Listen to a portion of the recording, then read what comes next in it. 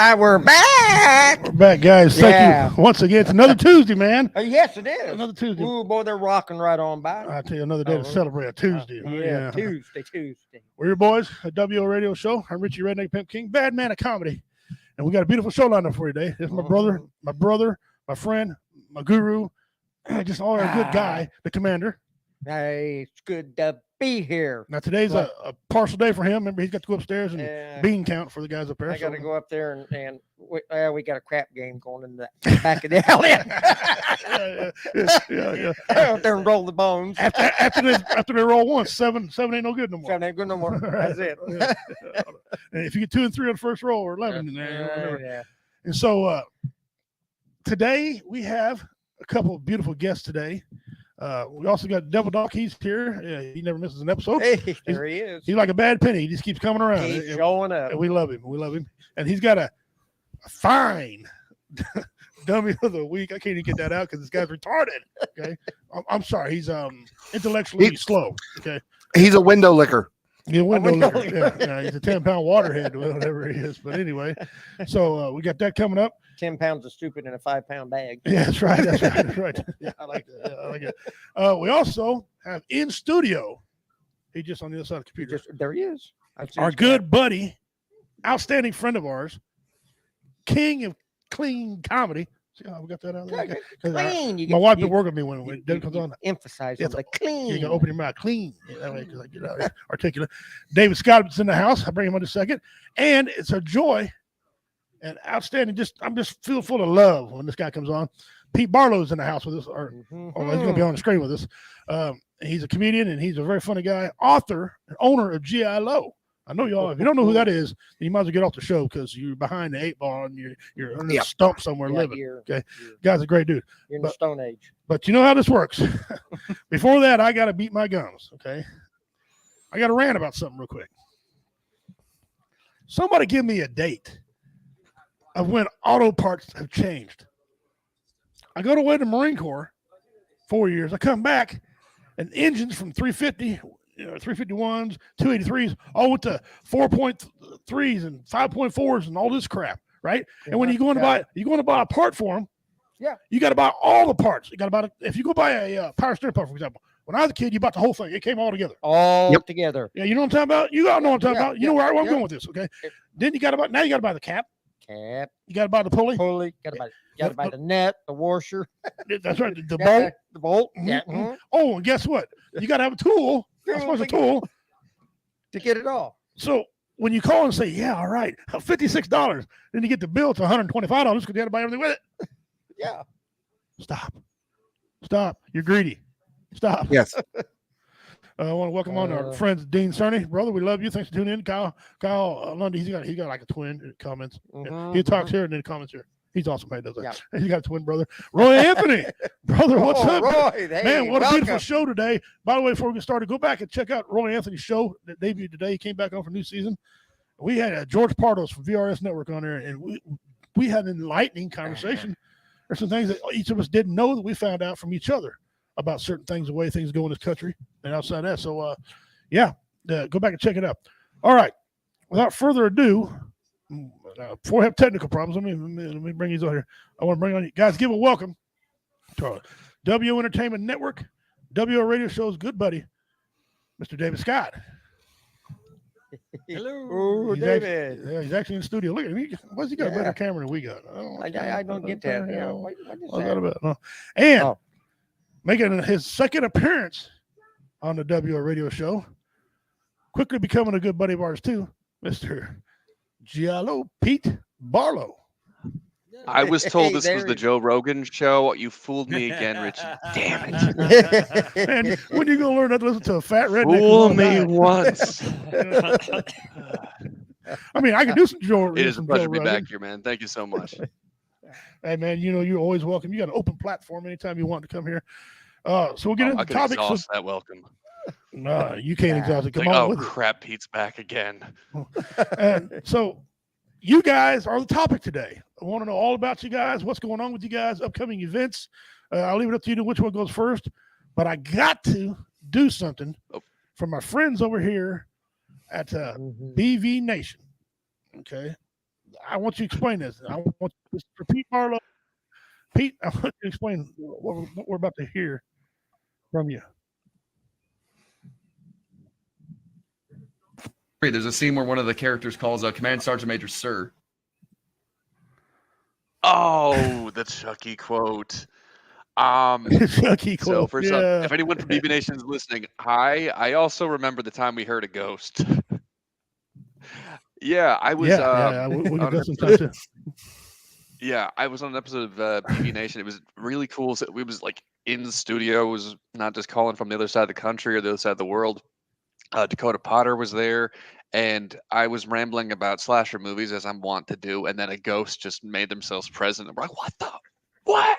And so we stopped the recording. We're like, "Where did that come from? Where is that?" And we're like, listening to it over and over again. And it was my definition of hell because it was me talking right before the ghost talked. So I have to hear my whiny, nasally voice, like, they called him Sergeant Major.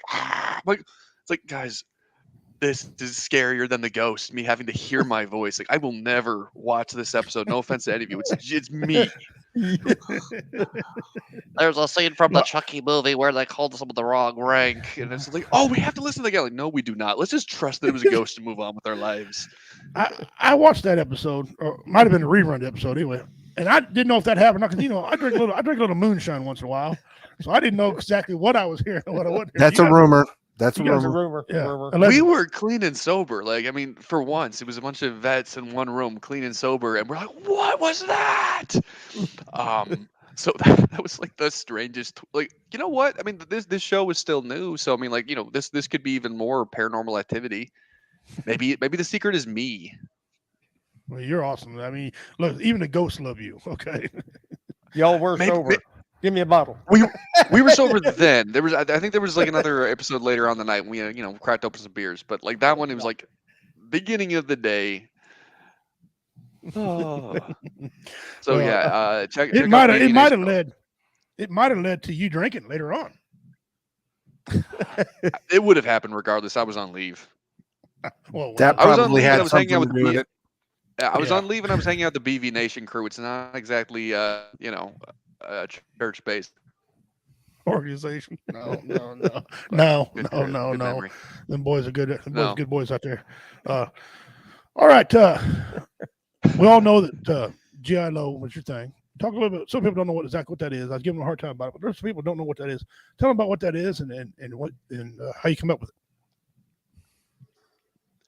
So GI Low, if you look behind, I'm blocking it. I'm getting the mirror fetch wrong. There's a little banner. Should be more blatant in my self promotion. So GI Low is a comic strip I created back in basic training, and I started sharing about 7 years ago. According to Denise, we lost the feed. Still see it though. We're going. Should I just keep talking?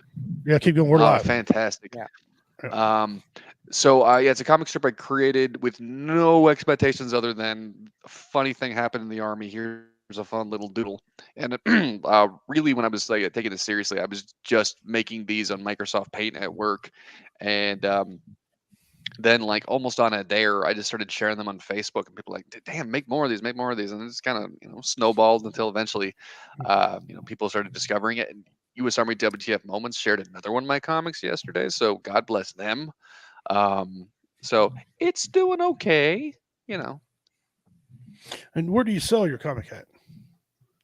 Well, Do you sell it? I do have compilations on Amazon. The first, I have been so lazy. By lazy, I mean busy, and also in Asia for a year. But I do have compilations on Amazon. I can send you the link, but you can also get it for free on Facebook and Instagram. Okay. And okay. Well, very briefly Twitter, but I hate that website, so no. I see. Plus, if I'm in this situation in my life where it's like, let me just minimize my social media. It's like, all right, Facebook, Instagram, I got followers there. I do not need to have to chase followers on any other platform. Right.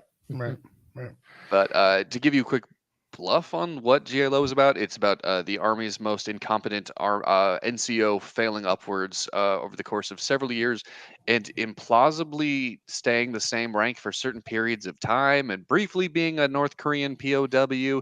It's a wacky comic, folks. Oh, those wacky Yeah. North Koreans.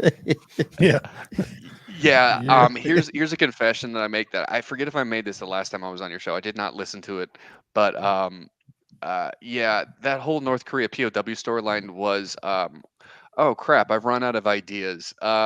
He gets kidnapped by North Korea. Sure, we'll make that a year-long storyline, and then it was 100% being like written by the comment section because someone was like, "Wouldn't it be cool if Private Murphy rescued him?" I'm like, okay, I text Mark and I'm like, hey, can you have Private Murphy rescue him? He's like, sure. And then I did a Comic-Con in Boise, Idaho, and I was doing with the other of the Bohica Blues. He just lives in Idaho, and he's like, hey, I know that Private Murphy's rescuing Lo. I've got a character. She's a Korean linguist. She's kind of a Peggy Hill type, so like she's bad at Korean. I'm like, dude, that's gold. And then I'm like going back and forth with this, and I'm like, all right, we got enough. We got enough. This was never supposed to be like Avengers Endgame. And then Mark's like, hey, it'd be awesome if we got alligators to come in too. And I was like, I think he's retired. Like, I haven't seen an alligators in a long time. So I messaged him like, hey, are you retired? Yes. Mark wants you to have the alligators rescue. It's like, sure, okay, cool. So I was like, all right, And actually, here's further confession time, because I know the BB Nation crew are probably going to listen to this. And so originally, I was messaging J-Dub, and I was like, I'll have the BB Nation crew come and rescue. Like, yeah, that'd be so cool. And then I realized I was overstuffing it, and I was like, how about I have them rescue him next time? He'll be kidnapped by like Somali pirates. I was like, I feel bad. It's like okay. Unfortunately, I made too many promises and I had to edge you guys out. So they're still my friends, I think. Too many heroes. Yeah, there's too many cooks in the kitchen. So I was like, all right, let me think of like a different storyline for BB Nation to rescue. Then he wakes up and realizes, oh, I was just a dream. No, I was not gonna do that twist. No, that's done to death. No, this actually happened in the comic. I did not get kidnapped by North Koreans. Hey, Double Doc, will you take care of that one comment? Yeah. Right there? Yeah. Thank you. Well, first of all, when you first come on the show, I didn't know much about the comic. Okay, and I still know a little about it, but I went back and looked at a couple episodes. And I'll tell you what, you got some wit to you. You do. Yeah, I like it. You're a goofy little guy. You do. I kind of was me a little bit. You talking about on there, but if you'd have had a guy on there kicking some doors in and roughing people up, that'd have been more like me. Kind of, like that. But I feel like Lo would break his toes kicking down a door. It's just like the way I describe, because people have asked, is Lo based on you? And it's like, yes, but it's like I've internalized all of my worst qualities as a soldier. He gets none of my good qualities. It's like the movie Twins. Okay. Lo is the Danny DeVito to my Arnold Schwarzenegger. It's like, you get all my bad DNA. And meanwhile, I'm just gonna like use you as a counterexample. Like, what would Lo do? Okay, let me do the opposite. And by the way, I realize how immodest it sounds to compare myself to Arnold Schwarzenegger. I get winded after 25 push-ups, y'all. I do not have illusions of grandeur. Well, you might get winded doing the push-ups, but you're not out there sleeping with your maid. Oh, true. I forgot about that. That was The maid. Was that too soon? Dude, that kid is old enough to drive now. It's not. Yeah, I'll shut up. Yeah, he's the joke. So what? You know what I'm saying? Yeah, leave him alone. Well, brother, we appreciate you being here. I appreciate it. Don't go nowhere. Don't go nowhere. I want you to stay around. Hang tight because we got some funny stuff. Want to get to David. David, brother. First of all, welcome back. Thank you. You've met everybody on here by now. Yeah. What do you got coming up? Funny you should mention that. I'm on a radio show. A friend of mine, Dave Caius, is a morning radio host, and he asked me on his show. And it's fun because it's all recorded. So tomorrow afternoon, we will sit down and in about 4 hours record an entire week of shows.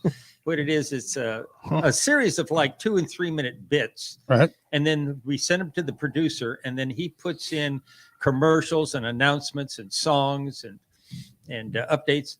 And it looks from the listener's point of view, it looks like we're in the studio, but actually we're in his living room 3 days before. And it's very silly. We get very silly very quickly. It's a lot of fun. So I'll be doing that tomorrow. All right. Right. Is that all you got? I know And you're getting then, up in age. The same guy, Dave Caius, and I will be going to Inman, Kansas to perform. Yeah, it's an interesting venue. It's a sports. Have you heard that 365 Sports out there in Yes. Inman? Yes. It's this huge building that's used for baseball practice and soccer practice and music and comedy. They have a stage Nice. and they'll set up Oh. tables and people come for dinner and then a show. It's great. Excellent. Excellent. Yeah, Excellent. it's very cool. Cool. Excellent. Excellent. Oh, good. Oh, good. Of course, we want you to hang around. I mean, you can't go nowhere. You're already Yeah, here. you're already here. We locked the door behind you. So Where am Yeah, I you gonna can't go? get out. Yeah. Unless he sends his underwear to somebody again.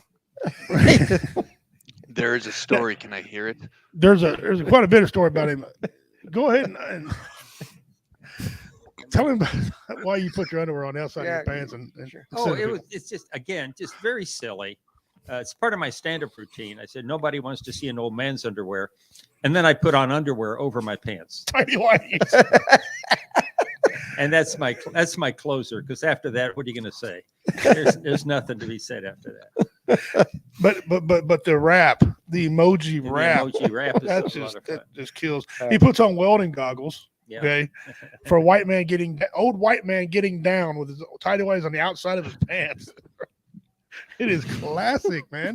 You know, and the fact that he's secure with what he does to get up here and do something like that. You don't care what nobody thinks. It's funny. Oh Good no, material. no, yeah, that's yeah. Well, that's a natural. prerequisite. That's a prerequisite to doing this stuff. Is you have to not care. Yeah, man. If you care, you're in the wrong line of business. No, exactly. Yeah. Well, the older you get, the less you care about what people think anyway. So it really starts to come natural. Doesn't matter. The filter is gone. Exactly. That's exactly right. She says, "Keep it quiet down there. I'll stomp on the floor." Okay. Okay. Break Bring your it. ankle in. We'll We will call the. Talk louder. Yeah. Come on down. There she is. I'm calling the landlord. Oh, wait a minute. You are the landlord. Oh, I got plaster falling in. She says, "Pete Barlow, I got your damn ghost right here." Yeah, I'm on a different time zone. If you can hear her, there's a problem. So, those of you who don't know, Dave and I met. It's been quite a few years now. In prison. No. No. Cell block C, right? Yeah. I gave that up. Remember, Oh, I gave that up. Oh, For Lent. People, Yeah. for what? for Lynn. For Lent. Yeah. I gave it. Anyway, we met. Probably 6-7 years ago now. It's starting to put the years on, and we did comedy together. And ever since then, I like the guy. You know, we've talked about closing a joke or not closing a joke a certain way, and we got a good friendship going. And David's the type of guy. When I call him up, he said, "Yeah, well, what do you need? I'll write it down right now." He doesn't turn me down. You know, now unless it's not. I mean, if he ain't going to drive 200 miles for a charity event, he just ain't going to do that, and I don't blame him. But you know, if it's local and he likes to do stuff like that or a paid gig, he comes. I've had him in Chillicothe, Missouri, way over there. I don't know if y'all know where that is, but that's quite a ways from where he's coming. Pack a lunch. Yeah, packing lunch. Yeah. You know, and it's good places. He's been at Warrior Fest. I think he's been to every Warrior Fest except the first one. I don't think he were at the first one. It's one out by Worlds of Fun. But other than that, missed that one. yeah. But other than that, he's been every world. So him and I have got a kind of a kinship. Is that the one that broke up into a fist fight? And they had to close the bar. No, They didn't close the bar. I'm thinking The bar's gone now. Yeah, they tore it. Yeah, they ain't even there. I mean, and they did such a good job. There's no remnants of anything. No concrete line where it used to be. There's nothing. Nothing. That's how good it was to tore it down. But yeah, that's the one. But it didn't happen that night. Although there was a skirmish that night. Oh, of course. I wasn't in it. Oh, you missed out. No, I seen it. I seen it. But I was minding my own business. Okay, that's a good message for people. Mind your own business. Okay, so I was doing that. Man, he's performed me, and he's just a swell guy. He's got a CD and a book that he pimps out, for lack of a better term. He for sale. If you got a chance, look up David Scott. David, where can they find you? Your Your go to merchandise. my website has all the information. DavidGScottCleanComedy.com. Cleancomedy.com. Yeah. Yeah, that's what he means too. Yeah. Okay, now he'll tell you some nasty fart jokes. Okay, but he won't get booger. I have a fart joke. A fart joke. Hey. One. Plural. But you know what? Hey, You make it count, I bet. Yes. Oh, he You does. have This one is dirty really good. joke and you just save it up. Yeah, you got, and he puts it just right in the middle of a set where, and he'll tell you that's my one fart joke. That's it. Okay, so Like- if you missed it, he'll tell you. Like holding it in on that first date until it's over with. You get home. Until you drop her off at home. Until you drop her off. Well, it depends on how old you guys are. If you guys are in your Yeah, 50s, ah, they just fart. finally. Go, You you know. get that old, you don't want to do it like that because you may be having to wear your shorts on the inside. Yeah, Yeah. yeah. And I'm glad when you picked those underwear that they were new. They were a used pair, okay, after Thanksgiving dinner or something, or Taco Tuesday. Okay? I'm real glad. Or after your colonoscopy that you didn't put those back on. Exactly. No, because the stains in those things will be. Yeah. Permanent, yeah. Yeah. Pete, He's clean. you made the transition over to comedy. Okay. I did, yeah. What- Last year, Nice. midlife crisis hobby. It was just like, okay, I'm closer to 40 than 30, so may as well get back into something I enjoyed. I did stand up in college briefly, and then I joined the army and I did stand up briefly, and then I took about a decade off. And last year, a friend kicked me in the ass and said, "Get back on stage." Oh, okay. And as at least two of you know, when you do the open mic circuit, it becomes an addiction. Yes. So, Yeah. and I have been driving to every mid-sized city in a 250-mile radius every couple of nights. I got my oil changed a month ago, and my car's like, "Time for an oil change." Like, oh shit, dude, you're driving way too much. Wow. Yeah. And it's like, so where were you last? I was in Athens, and then the night before I was in Savannah, and then the night before I was in Greenville, and I was like, dude, do you spend like 8 hours of your dedication. weekend driving? Like, yeah. It's That's just like, I feel dedication. like- It's dedication. So I am by no means a pro at this. So when Richie invited me on the show, it's like, listen, we've got two veteran comedians. I was like, all right, like literally veteran comedians. Like, I'm gonna shut up a lot and listen because I want to hear whatever advice you have. Well, first of all, David and I both tell you, you can learn something from everybody. Okay. Because what's funny to me is not funny to David. What's funny to David might not be funny to you. But if you combine everything together, that's where you get the comedy. Everything's got 5 minutes. Every situation has 5 minutes. It's up to you to dig it out. I would like to point out, I do have my first open mic in Atlanta in a month, and Okay. it's 4 minutes. Atlanta's 4 that minutes. competitive. You get 4 minutes. And I did a show once where it was 2 minutes. So it's like, okay, just find the funniest, quickest jokes I've got. Right. Right. And my company commander recommended a show called Kill Tony recently on YouTube, and they get 1. I'm like, holy, how do you even tell a joke in a minute? Just like, good evening, everyone. Okay, I got flashed the light. Okay, goodbye. So Yeah. Well, and it's harder, and David will test this. It's harder if you're a storytelling comedian, because a lot of stories you got to set them up, and it takes 3, 4, 5 minutes to get a good storytelling to hit the punchline on that. Mhm. So you don't want to bring your stories to a competition because you ain't got enough time. So everybody's got to have observation comedy. Whatever comedy they got. What kind of comedian are you? Are you a storyteller or observation comedian? I mean, I'm probably a storyteller, but I'm trying to keep it short. Like, one of the best stories I have was the time a cult tried to recruit me. I You have got no the floor. idea Tell it. how. Well, I have no idea how to make that story under 10 minutes. Oh. And as we know, like open mics, you get 5. Yeah. I mean, bottom line up front, I was a new soldier to my first duty station, which was Fort Stewart, Georgia, and car pulls up to me in the reception parking lot, like, "Hey, are you new here?" Like, "Yeah." It's like, "You want to come to church with us?" And I was like, "Is this how people make friends in the South?" Yeah, everything Actually, about yeah. the story is a red flag. But it was like, I suck at making friends. So I was like, okay, I'll go to church with you, and get like dressed up, like, oh, this is gonna be fun. I'm gonna make friends. But the whole time there's kind of this voice in my head, like, these are strangers that are driving you around. This is wrong. But so I go to this church, and it is like, the thing is, I look back at him like, these guys were really bad at recruiting me, because it would be like if you went to a church of Scientology and right off the bat they were just like, and Xenu was a alien who will suck your happiness out of you, and like no, do not start at a 10. Like, maybe just like Yeah. When you want to boil a frog, you don't throw it into a pot of boiling water. You just put it in a pot and then slowly turn it. Like, no, this was like full on like crazy cult church, and like they're like grabbing me and throwing me on the ground and like, like, have you been saved? I'm like, I'm saved. Have you been saved? I was drowning in a sea of sin and I've been saved. I was grabbed a life jacket. I'm cool. We're good. We're good. Nothing to see here, folks. And they stalked me for a month. First duty station, first month at my first duty station, and I have a group of stalkers, a cult of stalkers following me, and I'm like, man, my drill sergeants did not warn me about this. So for 12 years, I told that story, and then last year, I get a notification on like the mass distro on our emails saying that a cult has been broken up by the FBI. And it was the cult that tried to recruit me. Like, I told it. Wow. It was the greatest I knew moment it. I knew it. And I was still stupid enough to go. So, kids, if you're listening and a stranger pulls up to you and says, hey, do you want to ride? The answer is no. Fuck off No, there. not only no, but hell no. Yeah. Yeah, So, unfortunately, I'm not a clean comic, but I'm a PG-13 comic. I get one F-bomb. Okay. All right. Well, And I just use mine up.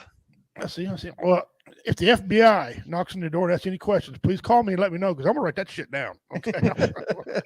Yeah. So Try to get some I have no idea how to keep that whole story short because I think like if we were at an open Sometimes mic, you that can't. took like Sometimes you just it's can't. like I'll just wait for a showcase or something like that when I've got a little bit more time, and then it's like, all right, this is the full story of how I called a cult out on its BS. Yeah. One of the open mics I went to, and David will tell you about his experience too, was a lot of them were on a time limit, right? And this is a real short one too. Well, there's a legendary story about me pooping in a cop car. Okay, I mean shitting in a cop car. It's epic, and I did it, and it's funny as hell. But I couldn't. The guy asked me to tell that story. I'm thinking, dude, I ain't got no time to tell this story. So I chopped it up severely. What's up, Richie King, Redneck Pimp, Bad Man of Comedy? I pooped in a cop car. Have a good day. And they were, that was it. I mean, I was like, get out of here. Now, afterwards, I had to hang around and tell a story to a big group of people, because they wanted to know. But my every question was, why? What kind of person craps in a car? You kind of got to go. That's what, So, well, you know what, Richie, I think you're onto something because one of my stories I like to tell would go on forever. But the thing is, it peaks at the punchline. The title, which was the time I got punched by a prostitute in Hinesville, Georgia, and accidentally paid for it. I could tell the whole story, but it gets less funny with the more details. Right. And right. So it's what I prefer to leave that one a mystery. I did not know she was a sex worker. There was nothing dirty. Oh, for a second there, I thought, oh, this is getting too dirty. So the point is, that one, it's just like, let me just leave that one a mystery. Just like you pooping in a cop car. It ain't a mystery. Go back and look at some other stuff. It's a well told story. It's funny. Very well told. It's funny. Because it's got multiple jokes. Sometimes have a punchline. You want the punchline at the end, but a lot of times you can't.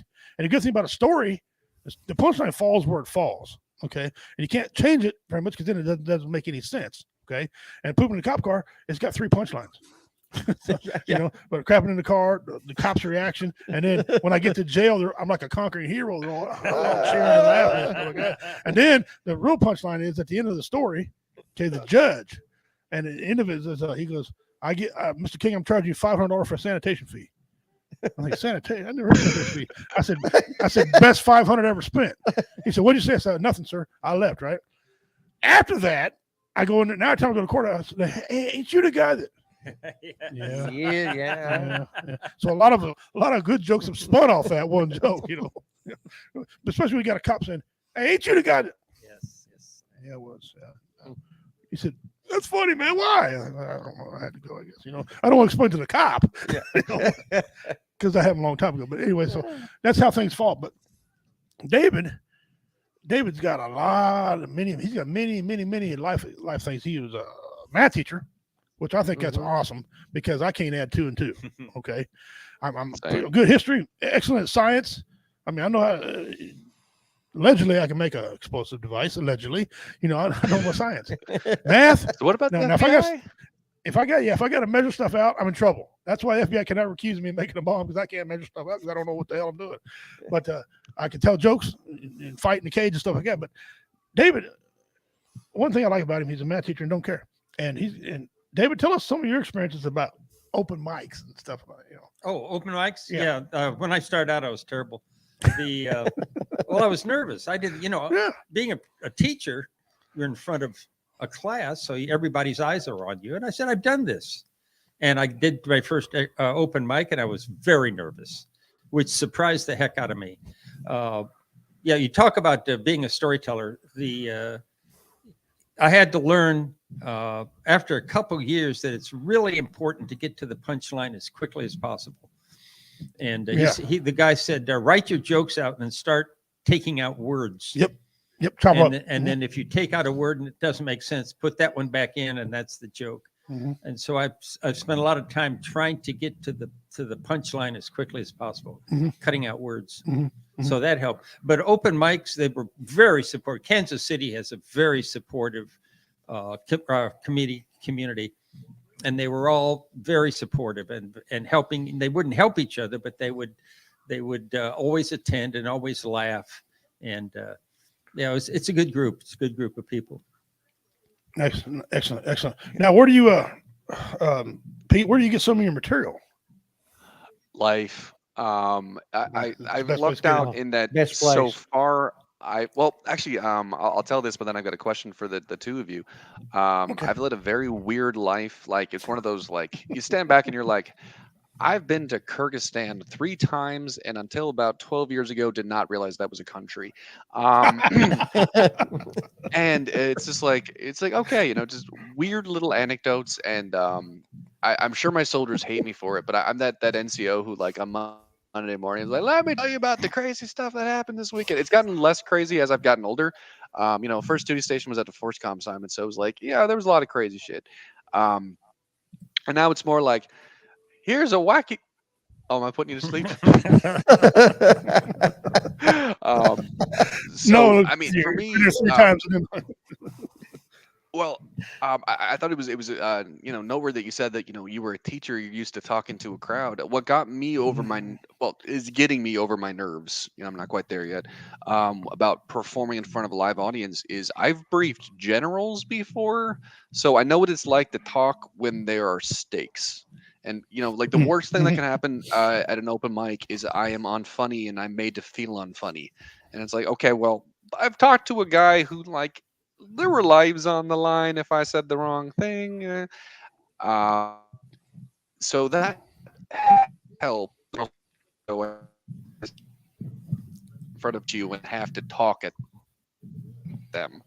So it's in perspective. 8 people in a bar on a Tuesday night is not as intimidating. Well, yes and no. I was curious, like, for the two of you, since you're both veteran. Oh,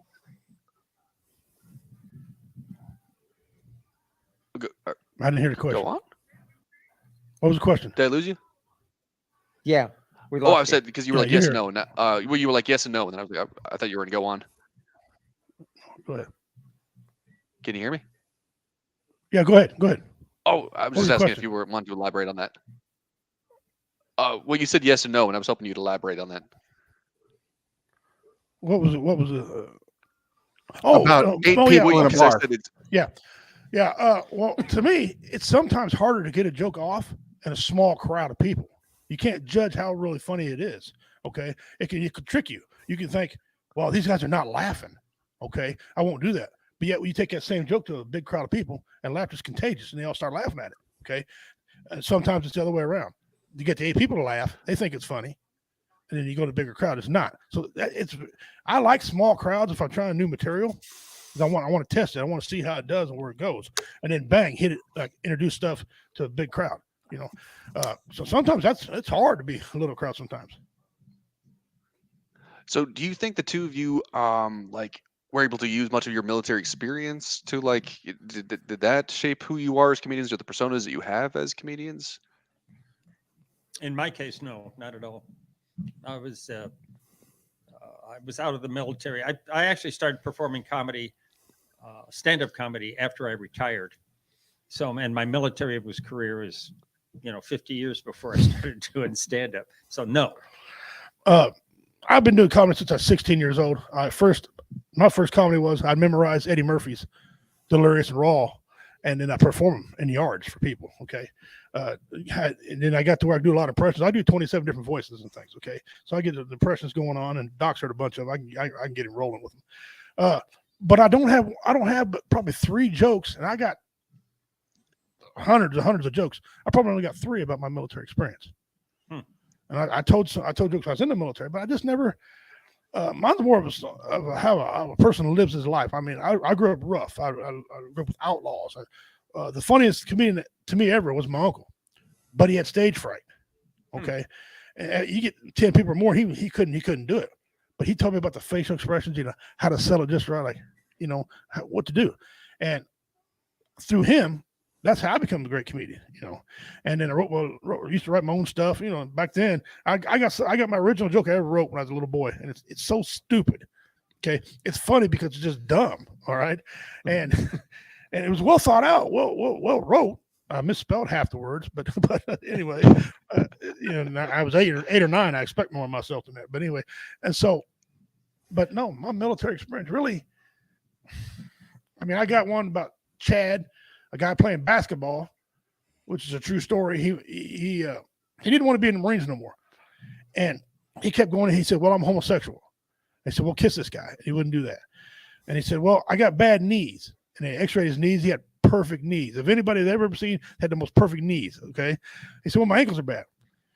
And they wouldn't let him out. They kept beating him. He said, "No, you're not." So one day he'd walk around and dribble on a basketball. Okay, he'd stop. He'd post up on you. He'd rebound it, he'd shoot, do layups, he'd spin on his finger, whistle Sweet Georgia Brown, and he'd whistle, right? And so they're thinking, man, this guy's messed up. This guy's gone. The captain's like, no, he's just one out. There's nothing wrong with this guy. Medical's like, no, sir, he's gone. He's checked out. The lights are on. Nobody's home. Okay. So they bring him in there, and the captain didn't want to discharge him because he knew it was bull crapping, but he played along. So he said, here, look, I need you to sign these. And as we all know, in the military, there's 3 copies of everything. Okay, so 3 signatures, everything, right? He signed all 3 of these. He's walking in there, he'd dribble between his legs. Well, he'd shoot the ball. The captain's like, hey, come over and sign these papers. So he walked up, he put the ball on the table. Okay, he signed the papers and went to leave. The captain said, hey, you forgot your ball. He said, no, I didn't. The game's over. Okay. He said, no, the game ain't over, buddy. Is that 3rd piece of paper right there? You didn't read the fine print. These papers don't take effect for 24 hours. You're still mine. So he spent the rest of his time in the brig. And so that's about the only good military story I got. But so no, the answer, just life. I was gonna say, man, like when life gives you a story like that, you take it. You got to, and you remember things. Sometimes people are like, well, I don't have a pencil, write it down. If it's a good story, you don't need to write it down. You'll remember every damn thing happens. Okay, and of course you could add things to it. One of the other military jokes is, I was in the military when it happened, but everybody knows I love hot food. I eat Carolina Reaper. I love them. I just can't I'm on video eating the world's hottest gummy bear. Okay, and one time I went to this restaurant, Mom and Pa, out there in Jacksonville, North Carolina, and I go in there and I tell this guy, I said, "What's the hottest thing you got?" Tough Marine, huh? Right. And blah blah blah. We go on through the story there, and he says, "Well, I got something called lava." I'm like, lava. Ain't that a little cute little name? Lava, yeah. He goes, you won't be laughing in 10 minutes. That's funny. He said, well, go sit down and order what you want, and I'll bring it to you. So I go sit down there, and I don't know how much this is real or how much he put on the show, but I order a taco salad. He comes out with a glass octagon bottle, a wooden spoon, and gloves on. Okay. My friends have scooted down a seat from me. Okay. They were laughing like little schoolgirls. Okay. He comes up to me, and out of the corner of my eye, this lady comes in with a platter of cheese. It was like somebody took 2 blocks of Kraft cheese and they cut them up and they set them on the table. I said, ma'am, I didn't order them. She was, you're going to need them. Like, okay. That was strike 1. I should have got up and left. Right. The next waitress comes through there, and she had 4 big glasses of tea. I don't know where they got these glasses at. They were monsters, right? She set them down in front of me. I said, ma'am, I didn't order all that tea. She goes, you're going to need them. Strike two, right? But no, Marine, tough guy. So here he comes. He takes this old gnarly ass spoon, this wooden spoon, in his octagon bottle, right? He puts one in there. Could I shut up at one? No, I had to run my mouth. He's okay. Now everybody eats hot food. If you put one in there, you could put over here. You can eat hot food and non-hot food, and you can make it through it. That's the trick. He put another scoop in there and then stirred it up with that nasty spoon. Okay. I said, hey, before you leave, what's that glass for? What's that all about? He goes, well, this stuff's so hot, it'll eat through a tin can. Okay. 2 drops of pee come out. Okay. I should have left. I said, well, what's a wooden spoon for? He said, it's so hot, it'll eat the varnish off a spoon. I don't want to make you sick. Oh, whatever. You're just lying through your asshole. I said, what's the gloves for? He said, because it's so hot, I don't want to touch it. No. He said, enjoy it. He went to walk away and looks back and says, oh, hey, in about 4 hours, it's going to hit you again. Get out of here. You don't know shit. So I got my spoon ready.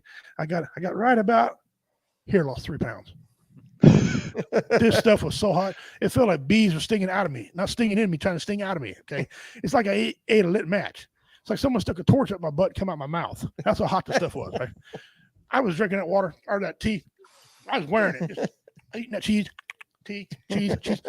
Ooh, it was hot. I ain't gonna lie to you. It was hot. I go home. I'm thinking, oh, it's an easy day. I go home, sit there watching football. All of a sudden, I'm like, 4 hours later, I had to poop. That ain't my law. That's God's law. Take it up with him, right? So I go in there and I sit down. And right when I sit down to poop, I remember what he said. In 4 hours, it's going to hit you again. Oh, no. I went to squeeze it out, and it's like it started prairie dogging on me. It got stuck. I was constipated, all right? So now I had this flaming log in the crack of my ass. It's burning, right? I'm on the toilet going, ah! Oh, Jesus, help me, Lord. I don't mean to be a sinner. I'm sorry, right? My neighbor was a Navy corpsman. You know how well Navy corpsman Marines get along, right? Navy corpsman said, hey, King, you all right? I said, no. I'm dying. Help. He said, I'm on my way. I'm now on the floor, sucking my thumb, right? Butt to the door. Okay, right? Praying. I'm seeing Jesus, right, with my grandmother in a chariot coming down to take me home. Okay, I'm in trouble. All right, big Marine, tough guy, can kill you 2 in 6 different ways. Oh, that meant nothing. Okay, I hear footsteps. He walks in. My butt's laying to the door. He goes,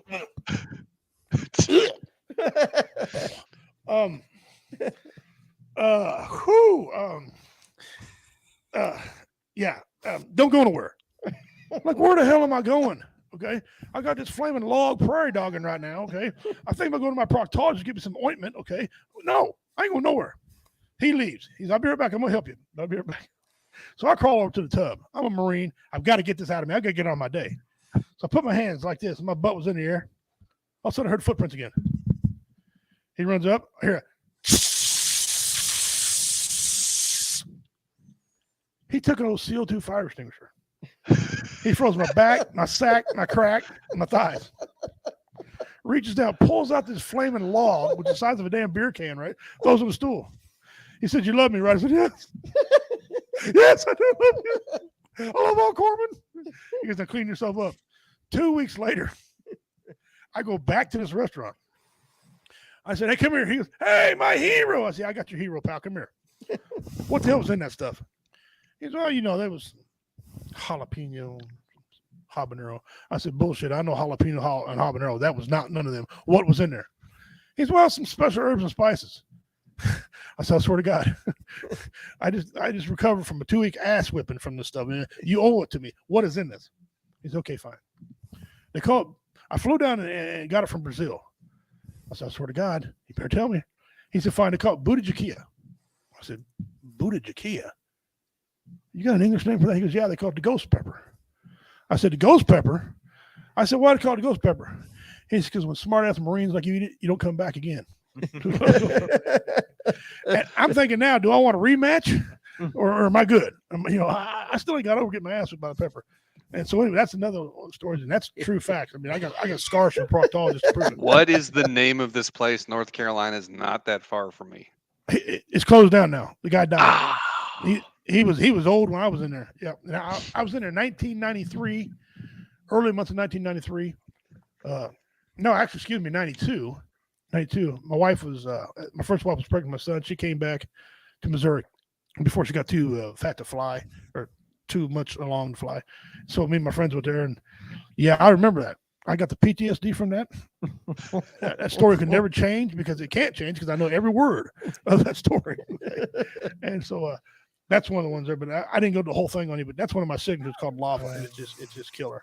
It's killer. I can't do that open mic because that takes too long. Here's the thing, though, Richie. It's a cautionary. All right, Hey, later, brother, man. take care of yourself. Good to see y'all. I got to go up to my meeting. It's my turn to roll the dice. All right, brother, take care. Good now, luck. that joke right Richie, there. this is supposed to be a cautionary tale, but man, all I'm thinking is that sounds kind of good. What's that? I know that was supposed to be a cautionary tale, but like you said, you tell that story. I'm like, I kind of want to find this restaurant now. Yeah. Well, you can find any of them now. So Carolina Reaper, because that was back when the ghost pepper just came out. Where they just invented these hybrid peppers. Okay, and it was the world's hottest pepper at that time. The ghost pepper was, and I was constipated eating all that cheese, and that guy knew what the hell he was doing. And he pulled on me, but yeah, it's got to be asshole. But so, yep. All right. Well, we've come through there, and we're gonna take a break for a second, gentlemen, before we get into our second topic, and we're gonna do some of these memes that we got. Okay, and I apologize ahead of time, about some of these. We tried to reach out to the man who died in this pursuit. They were unavailable for comment. Micah, back to you. I have a thought on this. As someone who has communicated with the ghost, I know it is an option. She was not wrong. She's standing outside of a police department. Police department too. That's funny. That's funny. All right, I like to do that once in a while, people. Okay, this is our what is it? I forgot to do the what is it. I got a message from somebody. Here is our what is it. If you guess what this is, you get 100 entries into the mystery box. Okay, I'm gonna need a little bit more. I'm gonna need a little bit more than just snow. It looks like a bird's footprints in snow. What type of bird? I'll leave it on there for a couple seconds. Okay, this is a random one, but it looks like the opening of Jurassic World when like the crow is walking. So no. Okay, chicken? Here's a debate, Pete. We're gonna get you in on this debate live, so everybody can see your reaction. What say you, A or B? Oh, B. All right. So far, we haven't had nobody except my wife pick A. Okay. Here we go. Kid on swing. I'm higher than you. Me? I seriously effing doubt it. Yep. With all the medicine the VA give you. I work for the federal government. That kid is higher than me. Yeah, the kid's higher than you. Yeah. Here's one about electric bill being high. Electric bill's like, I'm high. Yeah. Well, she's having a good time. Yeah, she is. Her electric bill. She took all that money and bought her stuff. Yeah. Okay. You know how they say dogs can take the persona of their family members? Here we go.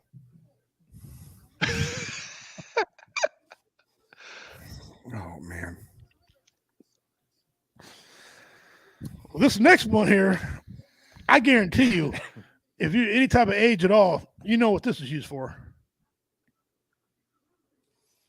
That's race car tracks. That thing hurts. Yeah, whip your butt. Your parents used to whip your butt with them. My new kids didn't even like cars, and they got a race car track anyway. So their parents got an automatic whooping tool. Eggs are so high. Eggs are so high that people have to change their living standards.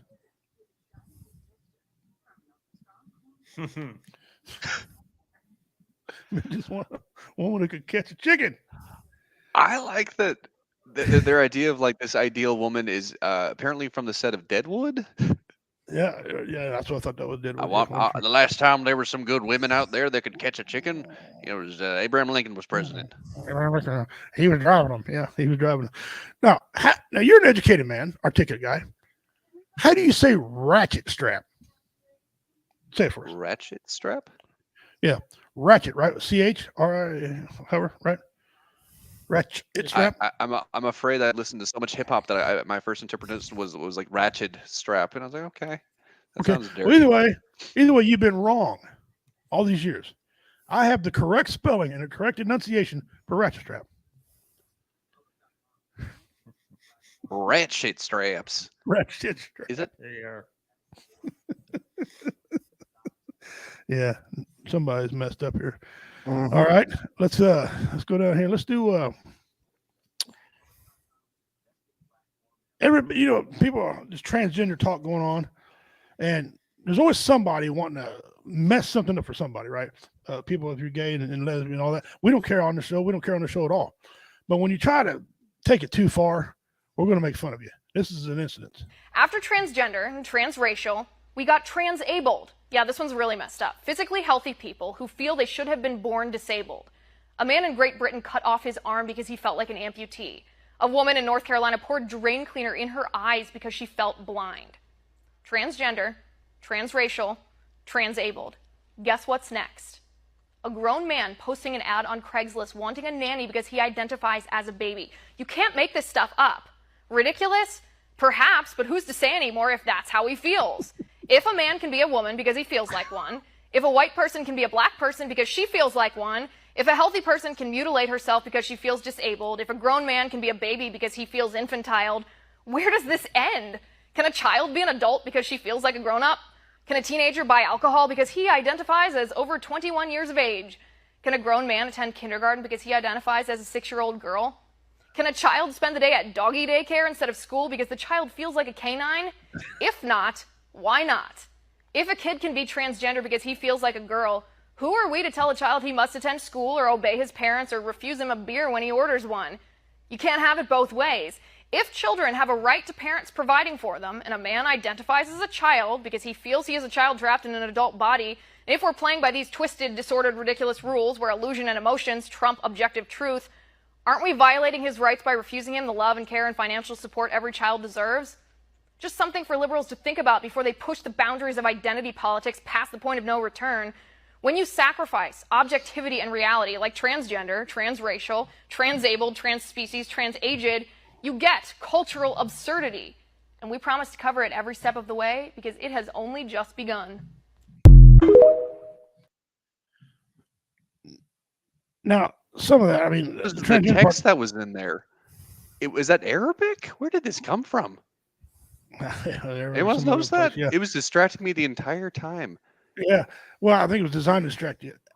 I don't care about the transgender part. You can be who you want to be, but you feel like you should be disabled, so you cut off your part. Oh, that's Wow. been going on. That's been going on long before there was transgender. Wow. But Like I mean, back in the way back.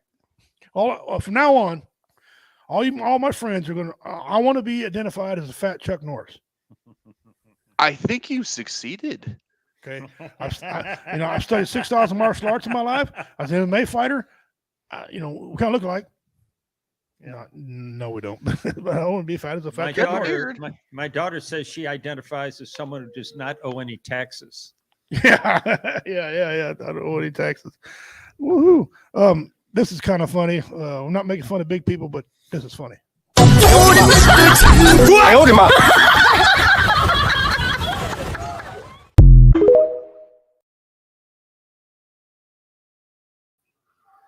That was perfect technique when that guy came up out of the water like that. That was perfect technique. Shaolin monk or something, yeah. If you're a Dodge fan, you might not like this, but I'm not a Dodge fan. I don't like Dodge, so this is kind of funny to me. Dodge says it's time for a change. At the end of this year, the company is going to stop making gas-powered Challengers and Chargers. Ow, ow, ow. Oh. This is your fault, you limey fuck!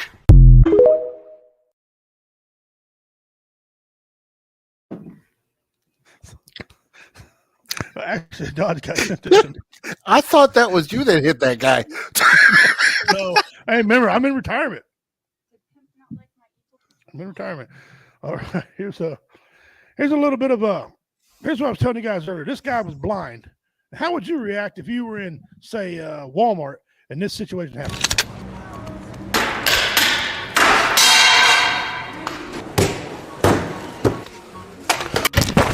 Did you get some good clips?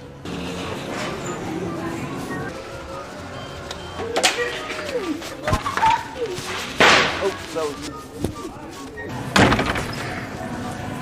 I just set this right here. Thank you. I'm sorry for the inconvenience. Hey, man. I'm sorry. Okay, we're gonna head on now. Here you go. Oh, I don't take anything for strangers. You just gave me this. I promise you can keep it. I got it from the bank. How often is somebody just gonna give you money? Not often. Okay, well take it. Enjoy it. All right, pay for your groceries. Can I just get a hug before we leave? So I don't leave. Yeah. Okay. I don't want no Oh, sugar. I'm sorry. Oh, but you still need to get off at home. Okay, well I'm still gonna keep on riding. Let's go. Let's go.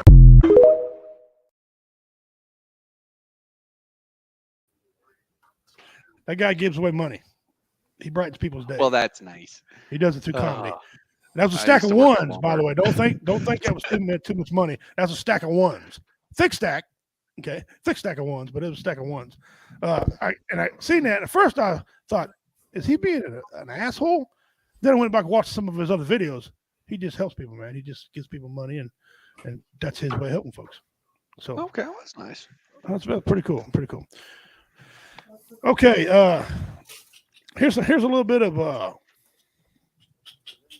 I don't remember what movie this is from. I apologize. I had it on my brain, but I got brain damage, so I forgot. But it's got some adult language in this movie. But watch. Hey there, little guy. How you doing? Fuck off, Four Eyes. I beg your pardon? I said, fuck off, Four Eyes. I ought to kick your ass. Hey, relax, son. It's just a bird. Hello, birdie. Polly want a cracker? Polly wants your mama's sweet ass. What did Polly say? I said, Polly wants your mama's sweet ass. You don't be talking about my mama, son. You don't know my mama, son. Well, I know your mama. I fucked her last night. You want beef? I'll fuck you up. Ooh, I'm shaking. Oh, nah, fuck this. I'm gonna handle this shit like gentlemen. Yo, hold my tooth, son. Yeah, come on, bitch. You and that welcome back Cotter haircut want a piece of me? Come on, bring it on. What? You hardcore? Give me some. What? Come on, bitch. This is Nah. What? No, you gonna talk? Let me out of here. Come on, pussy. Let me out of here. I'll fuck you up.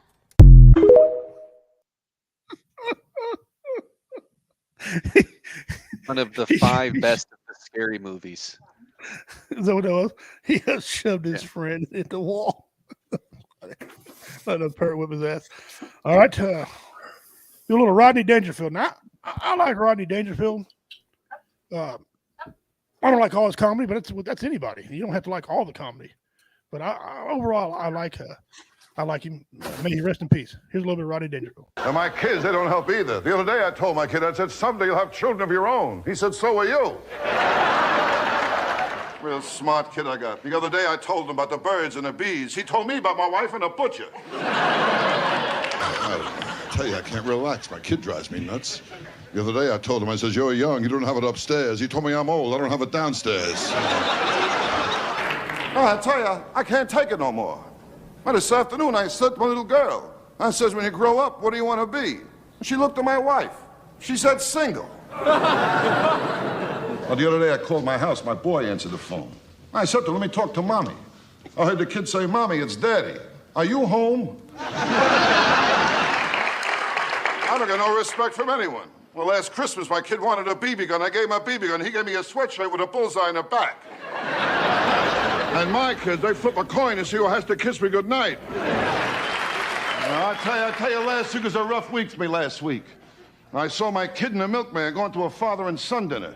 I tell you, my kid, he drives me nuts. Well, he put crazy glue in my preparation H.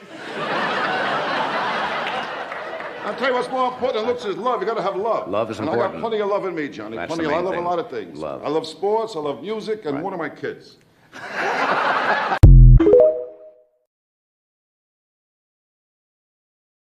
Pretty funny.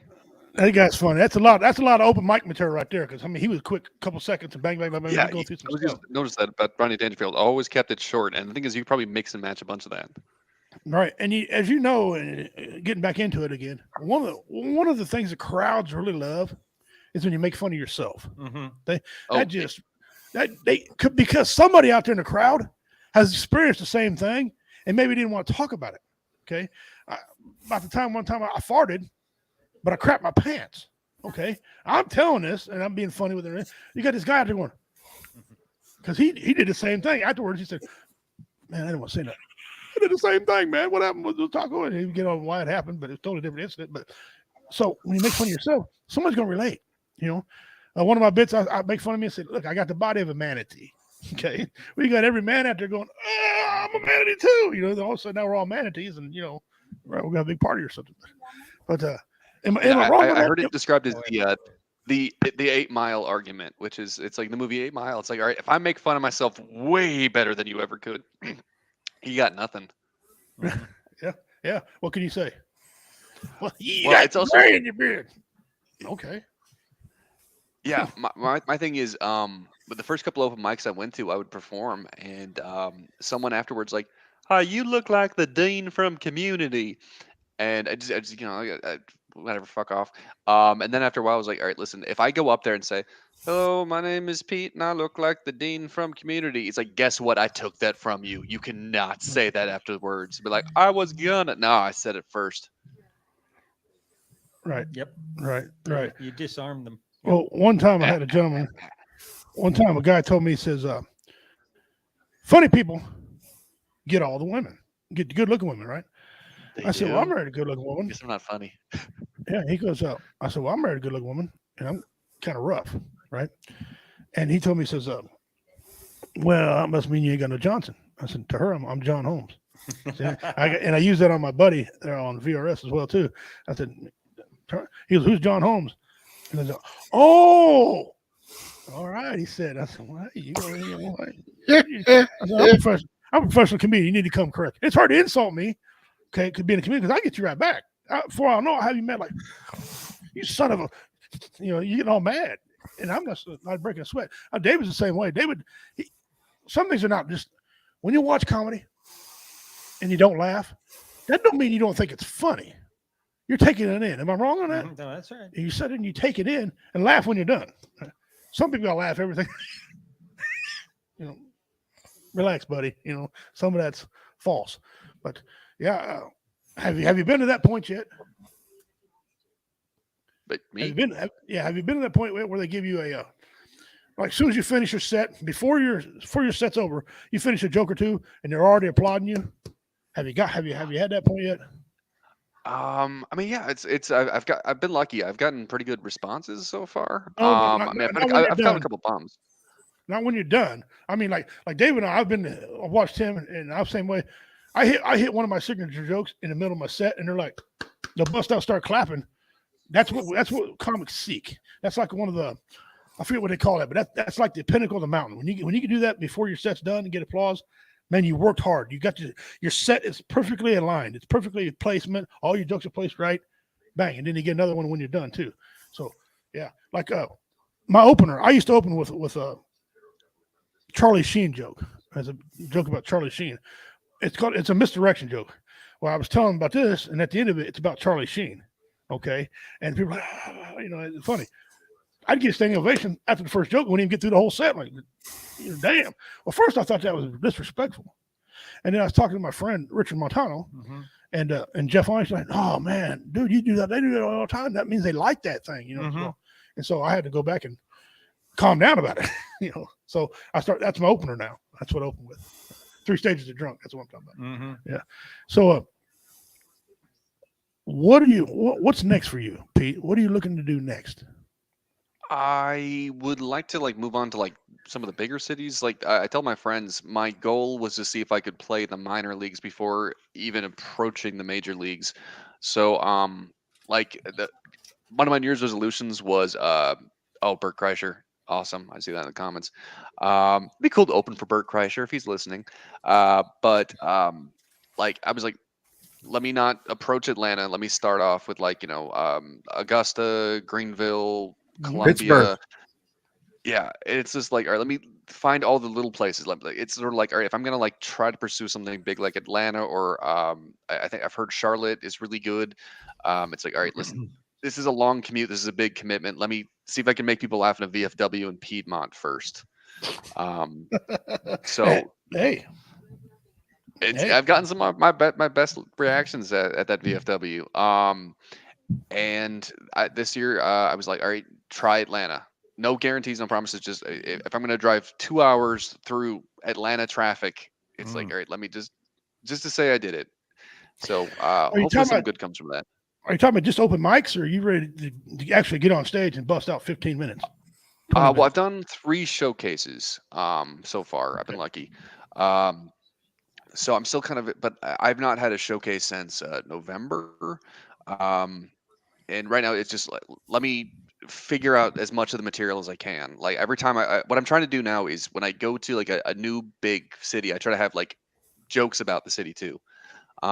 Dean, I love you, man. He's a good dude. And so I did a open mic in Savannah, and all of the jokes were Savannah themed.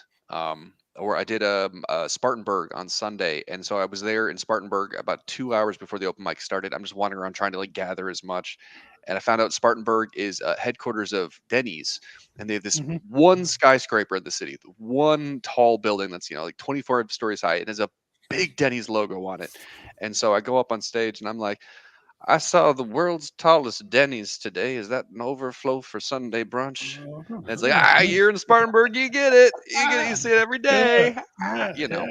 So if I can do more jokes like that, and I think I would like to eventually expand, and I'm sure the two of you have had plenty of practice, crowd work. I do not really do crowd work. I should. Well, don't say you should. It's a challenge. I enjoy doing it. Yeah, Rodney Dangerfield never did crowd work. No, but see, I got PTSD, and I don't like people around me. So I got to be on time. But I don't know. Yeah, but do it. I mean, I do it. I did it before. It's cool. Okay, let's do something here real quick. All right, our most popular segment so far. Okay, and I got his picture. Let me find his picture. Is called Dummy of the Week, and we kind of people make little faces, everything going on. Boom, you big dummy! There he is, right there, the man, the myth, the legend, Mr. Red Fox. You big dummy! Behind every dummy, there's a dummy. Yeah, he's a good dude. Miss that guy. He's a great comedian too. All right, Dummy of the Week. Here we go. All right, Doc, take it you away. ready? Okay. Yeah, go ahead. So picture, if you will, you're living in Florida and you're expecting some Christmas cards sent to your house. Or you happen to have an idiot neighbor that lives next door to you and you happen to share a name. Well, a man calls the Mako Island Police Department, which happens to be, lo and behold, in Florida, after finding some white powdery substances in packages delivered to his house. The packages were delivered to the wrong address, which come around Christmas time quite normally does sort of happen. But on further examination of these, it was Christmas cards with a mixture of cocaine and fentanyl. Yes. And it was delivered to the neighbor's house, not the guy's house that was expecting the drugs for himself, that he happened to deliver via note. He was mailing himself that crap. Well, Ryan Hunter Bluestone, that's the man in right there, he calls the police department, says he's expecting some packages. So the police chief tells him to come on down. And this idiot actually goes to the police department asking for his packages.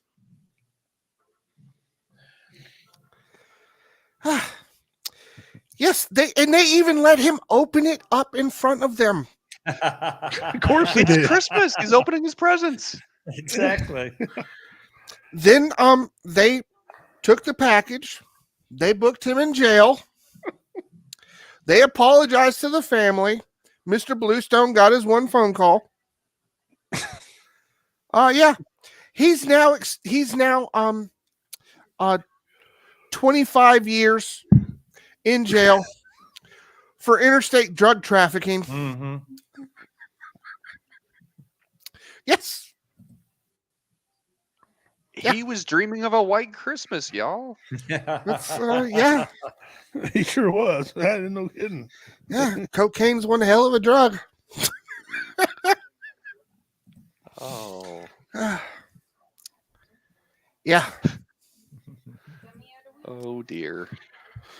Yep. That is just what I assume most Florida Christmases are like anyway, so no shock. And that, my friends, was Dummy of the Week. Dummy of the Week. Now, let's do a quick highlight. We started off with an idiot trying to rob Walmart, okay, during Toys for Tots. Over 40 plus law enforcement officers, probation officers, everything was in there. All of them strapped. Okay. This guy gonna run in and rob Walmart. All them cops are there. He didn't show up in a vehicle. He took the bus. So he had to have seen them pull up these 30 or 40 or even 50 vehicles out front of the place and think there's something going on in here, in this area right here. There's something going on. No, not this guy. All right, what is dumber? Stealing from children at Christmas time or stealing from Marines at Christmas time? Well, probably stealing from children is dumber. What's crazy is to steal from the Marines. They catch yeah. you, they're gonna whip your ass. Yeah. Okay. That's crazy. You better leave them alone. No, you know what? Marine, no. Then we had one. This is so funny. The guy would break into your house, rob you, and then tickle your butthole on the way out the door. Tickle your bunghole on the way out the door. Well, he's at least considered. No. Only the male buttholes. Yeah, only the male. Female. He only did it to the dudes. Good thing it's oddly specific. In Dallas, Texas. Yes, Texas of all places. And he looked like the guy that tried to kidnap Captain Phillips. Yeah, he did. He did that to me. He had an unfortunate accident on his finger. This went on for a good 2 or 3 months. I'm trying to think of my best, Captain Both Phillips. are still. I was gonna say I'm the rim job now. I don't know. Well, still gonna have a stinky finger. He looked like Roy Anthony and Justice Snodgrass had a love child. You don't know who they are, but yeah. Woo! So then we had which leads me to this. We tried to reach out to the man who died in this pursuit. They were unavailable for comment. Micah, back to you.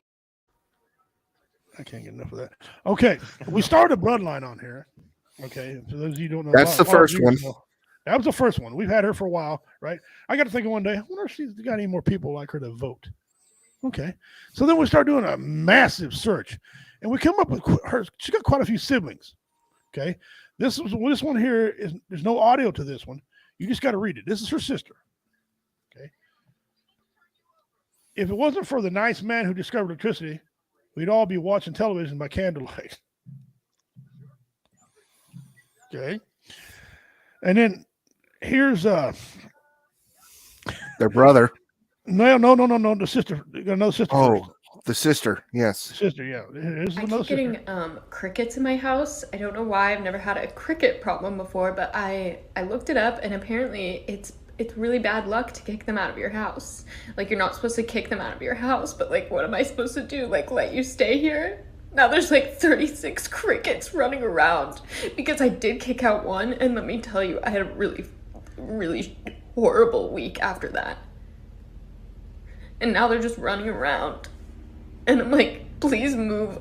I just want to make a piece of toast and you're in my way. And I open a cabinet and it's just like, oh, hey, cricket that I can't kick out of my house. Can you please just leave? I don't want to kick you out. I just want to ask you nicely to leave. My house is just infested with crickets.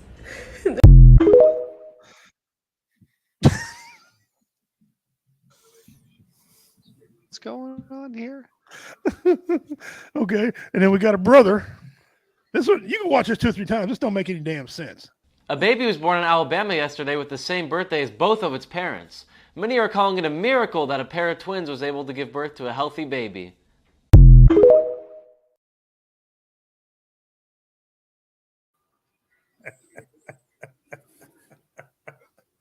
Twins have babies all the time. What the? Okay. Now this one here's a little.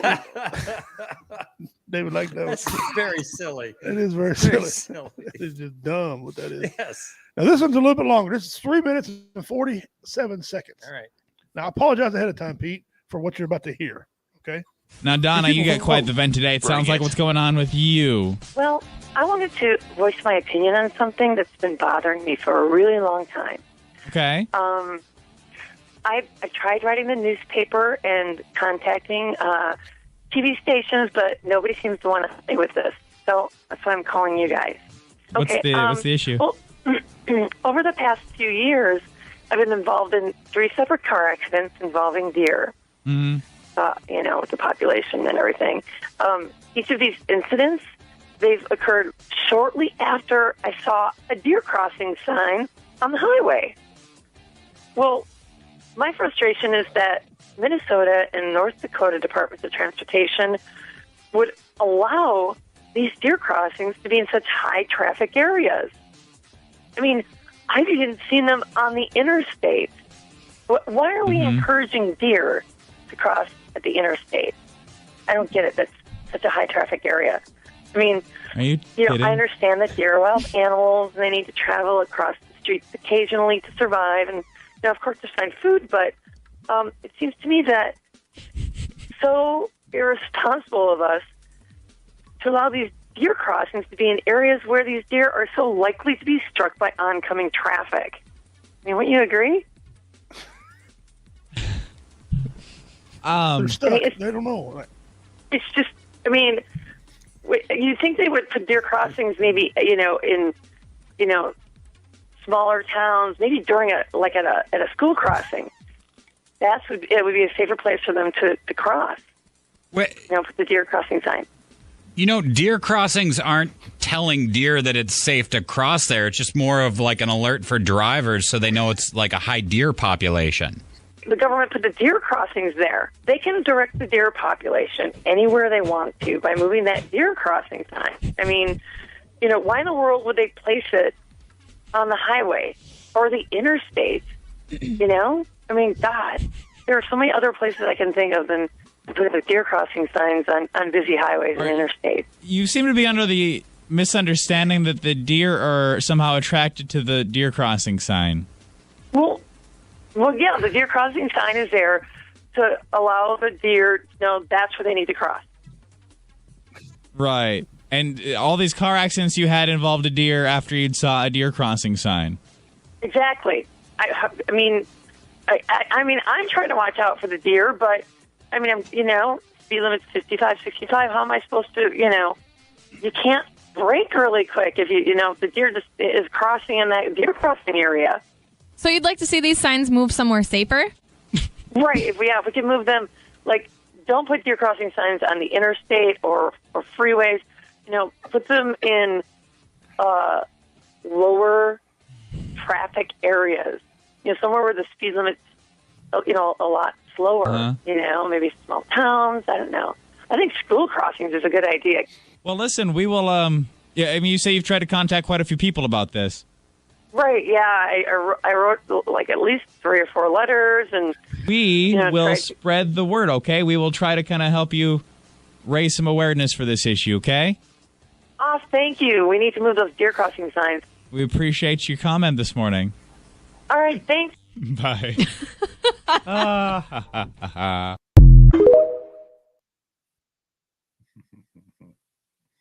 I have been saying the exact same thing for years. If you're going to have a deer crossing sign, have a deer stop sign. Allow for drivers. I mean, come on. That's why condoms were invented. These people vote. Okay. The sad thing is, this was not a comedy skit like we would put on. This was an actual person who called in. You know what? If it had been a child calling in, it's like, why is a deer crossing sign there? Funny. My mommy, but no, Yeah. this is a grown woman. It's God bless her sweet little heart. Yeah. So you see, what kind of how my tree's starting to fork a little bit. Okay, brothers and sisters. I'm all the time looking for more brothers and sisters. They got to be more out there. Okay, they got to be more out there. Oh, there probably are. All right, let's do this here. On this day in history. All right. What do we got here? On this day in history, the Beatles arrived in New York on February 7, 1964, Pan Am Yankee Clipper Flight 101 from London Heathrow lands in New York's Kennedy Airport. The Beatlemania arrives. It was the first to visit the United States by the Beatles, British rock and roll quartet. That means four. Look at that. See that? I got that right. Four. It means four. Woohoo! And had just scored its first #1 U.S. hit 6 days before with I Wanted to Hold Your Hand. I want to, you all know that is, at Kennedy, and Fab Four, dressed in mob suits and sporting their trademark pudding bowl haircuts. Is that what we call them? Pudding bowl? Okay. Yeah, pudding bowl or mop tops. We always call them Dutch haircuts. That's what all the Dutch, the Mennonite and stuff. Yeah.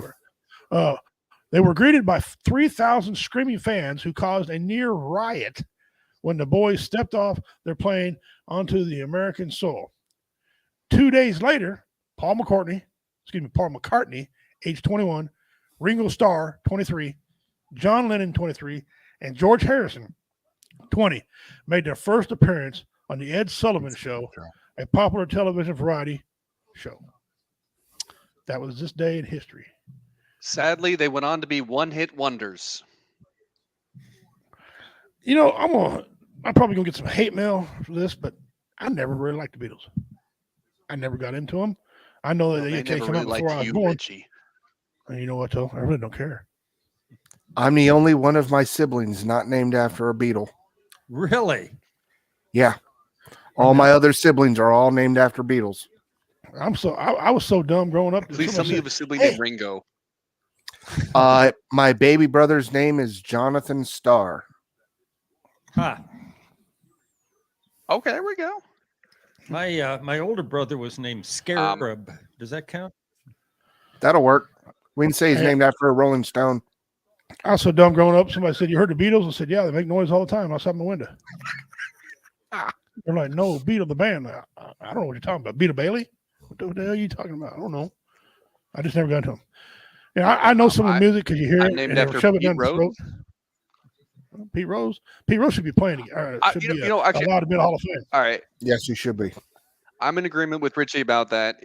If music, no matter how good, is just shoved down your throat, you're going to be a little bit resistant to it. Like, I used to love listening to oldies rock stations. But now that I drive a lot more, I'm like, listen, okay, I love Sympathy for the Devil, but I can only hear that 4 times in one day before I'm like, I am sick of the Rolling Stones. It's like every oldies station has been playing the same oldies for 30 years, and it's the same 7 songs. Right. I'm like, in a row. I'm welcoming when music that I like, rock music that I listened to in the 90s, when that's considered oldies, I'm fine with that because it means variety. And plus, like oldies, like rock, it starts with Jimi Hendrix and it ends with Another One Bites the Dust, and that's it. 10 years ago, that happened to me. I was finally going somewhere. I finally went into a venue and had 80s music playing. I'm like, yes, because to me, there's no better music than the 80s, man. Because there's so many bands. A lot of them are one-hit wonders, granted, but a lot of them are so many bands. And like I heard Jane, Ballad of Jane. Yeah, the Ballad of Jane with L.A. Guns, right? Yeah. I was in Dollar General. Like, hell no. All right. I remember my fat ass in there. Dancing and some of the stuff that I recognize now. You know what I'm saying? Motley Crue, Def Leppard, Poison. Back when he was, good. When they had CC DeVille. So yeah, that's it's kind of. I was at a store the other day, and I heard I was at the store the other day, and I heard the Muzak version of Pony by Genuine, and I'm like, okay, there is going to be a mom walking through here any minute, getting it on in the vegetable aisle. No, for me, the you're getting old moment was I was driving with my cousin in Tucson, and we hear Ludacris, and we're like, "Oh, Ludacris! I feel like I'm back in high school." And the song ends like, "You're listening to Tucson's #1 song for old school hip hop." Like, no, Now that's high school hip hop, not old school hip hop. Old school is like early 80s. Like, no, you're old now. Wait till they say old school hip hop and they play Run DMC. You're like, okay, Tone Loc, Tone Now Loc. I That was feel before my old. time. I can still be like, Run DMC's oldies. Ludacris, oh no. Yeah. Ludacris, yeah. Straight from your mom's. Now this is what we call music CD. I got hose. Well, growing up, my mother, right, she listened to certain things. I'm thinking, what is her affliction of this? My mother was a huge Alabama fan, the band Alabama. And, they did sell more albums than any other band at that time. They were a very popular band. But when you've heard Alabama so much, you just get sick of hearing them, right? So, and then she the same way with Conway Twitty. One day, I understood why my mom got all crazy with Conway Twitty. Okay, I moved out of my parents' house. I was 15 and a half. We all know the story behind that, abuse and stuff. But me and my uncle was sitting there, and I listened to one of Conway's songs. I actually listened to him. He's talking about a slow hand. Okay, he was talking about making love and doing some caressing. No wonder women went crazy with Conway Twitty. Every song he's got was about getting some of that trim. Okay, he's a good man, and he likes to love on the woman and whisper something to her. I'm like, no wonder women go crazy over Conway Twitty. No shit, Man, I'm glad he changed his name to Conway Twitty. Family Guy. Yeah, I'm glad Conway Twitty took the name Conway Twitty instead of his real name. I mean, can you imagine dancing? Say, I'm gonna go listen to Harold Jenkins. That's his real name, Harold Jenkins. Like, ooh, Conway's a little smoother. But what is it? What do you say here? Straight from your mom's CD Tower, Volume 26. WAP. Love it. There's some hoes in this house. There's some hoes. All right. I want to be in a senior citizen home and hear WAP. They probably play "Do It in the Butt" on a regular basis. Hey, I get all excited when they play Two Live Crew. I love Two Live Crew, but we can't. My wife hates it. But I made a mistake one time. Had my kids in the car. And I was going somewhere. I think we were going fishing. And I hit the CD. Oh shit! Wrong one. Hey, come on! Welcome to the F shop. Dad's like, my son, Dad, what is that? That's none of your business. Is what that is. That's a mistake on my part. Shoving that CD back. God, So that CD takes me back. Wow. Oh, it does. Yeah, I got pulled over by the popo playing that song. Welcome. He's like, what did you say? I said, I didn't say anything, sir. He did. Yeah, that's Uncle Luke. That's his fault. All right, it's time for Pimp's Pet. Time for a little bit of Pimp's Pet. There's your Pimp's Pet right there. Nice. I'll read about it here. It's an eastern population range. Oh, hello, idiot. Okay, red-shouldered hawk. Right. The red-shouldered hawk is a medium-sized bird. Its breeding range spans eastern North America to along the coast of California and northern to northeastern central Mexico. That's got a wide range. It is a permanent resident throughout most of its range, though northern birds do migrate mostly to central Mexico. The main conservation I'll put my glasses on. The main conservation threat to widespread species is deforestation. Mm-hmm. Deforestation. That's quite a little hawk, and in my culture, that's strength and courage is what a hawk is. And the different colors mean different things. There's no bad hawk in Native American culture at all. Hawks are always power or strength or loyalty to family and things. So, and I have hawks and bald eagles live up by my house, and so that's. I mean, when I do my cleansing fire, that's pretty. You can hear them up there doing that. So for some reason, we're having a problem with the computer today. This piece of crap. In Missouri, though, it's mostly the red-winged hawk, not the red-shouldered hawk. Yeah, no red-shouldered hawk. We're getting red. Well, there's two types of hawk, and I don't remember what the other one was. Let's see what here, Dr. Yeah. I got all into that gangster rap for a while. The battle between Eazy-E and Snoop and all them guys like that. That was it. Yeah. I got into that. That was some good music. Shorty the Pimp, Too Short. Yeah. All right, let's work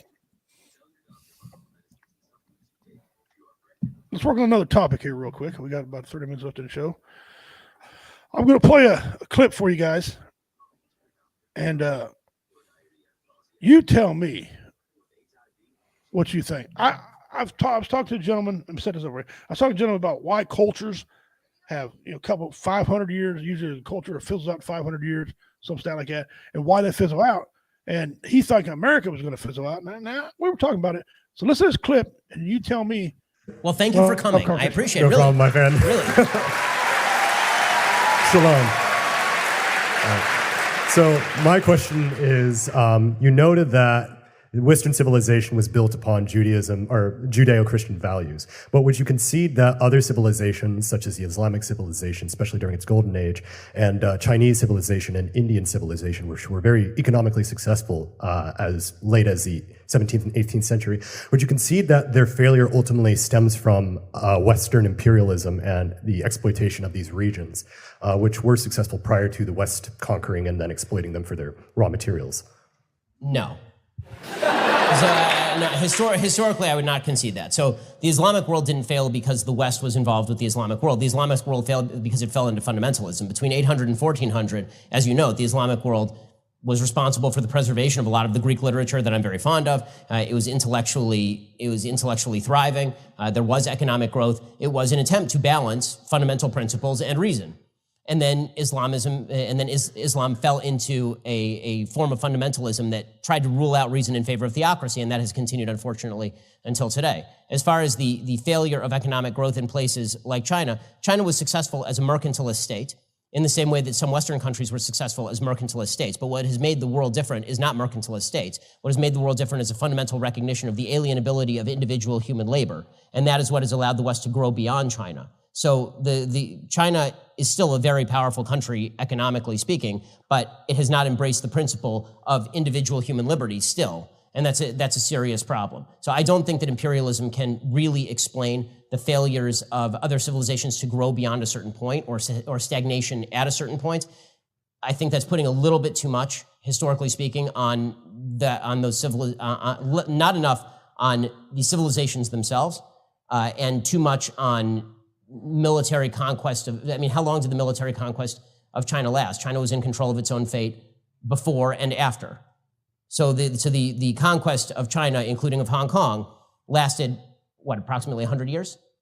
130 years? Mainland China, roughly up until 1949, when the Maoists took over Hong Kong, right, until like 1997. And by the way, Hong Kong was the most successful economic area of China. Right, which is so if we're talking about economic stagnation, Hong Kong's actually a terrible example. It's a great example of how adopting Western values in cultures that were not originally Western has led to massive economic growth. It's also true of free markets in Singapore and in South Korea and in every other place that has adopted Western values with regard to free markets and property ownership. So the conquest of those areas may be unjustifiable on an imperialist level, but from an economic growth standpoint, it was very good for Hong Kong that Hong Kong was conquered by the West, just in pure GDP growth terms. As far as the conquest of China, you're right. From the Opium Wars, which began, the 1850s, until about 1949, so about a 100-year gap right there. That is not what leads China to be a laggard in terms of economic growth. It certainly is not what leads China to be a laggard in terms of human freedom. There is a great lack of human freedom in China, far beyond the West, in leading up to Western imperialism and then following Western imperialism. So the question is, the expansion of Western values, are those good for countries or bad for countries? That's not a justification of imperialism, which can in fact lead to the subjugation of peoples, obviously. But I'm loath to blame every problem in every part of the developing world on Western imperialism when I don't think the record quite bears that out. Is that fair?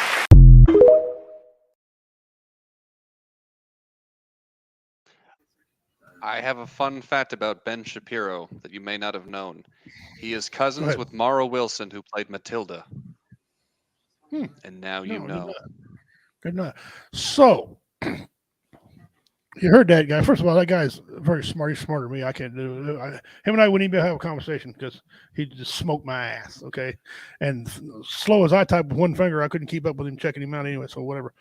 But I think some of the cultures died off because they had tribal mentality.